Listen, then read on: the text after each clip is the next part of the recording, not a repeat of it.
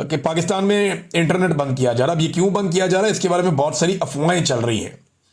क्या उनमें से किसी एक बात के अंदर सच्चाई मौजूद है? पीटीसीएल ने कहा कि एक मेंटेनेंस एक्टिविटी होने जा रही है और कुछ सबमरीन केबल है, उनमें से किसी एक के अंदर कोई रिपेयर होने जा रही है 14 अक्टूबर 2025 को 11 बजे। वैसे ये बहुत पहले बता दिया जाता है, लेकिन उन्होंने एंड टाइम पे बताया।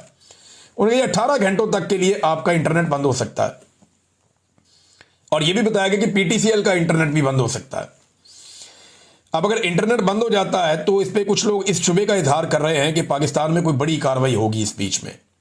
कुछ लोग कह रहे हैं कि शायद तहरीक लब्बैक की क़यादत के अंदर किसी के साथ कुछ ऐसा हो गया है कि जो मंजर आम पे बात आएगी तो पाकिस्तान के अंदर हालात खराब हो सकते हैं, लिहाजा इंटरनेट को पूरी तरीके से पाकिस्तान में कंट्रोल करके बंद करने का फैसला किया गया है।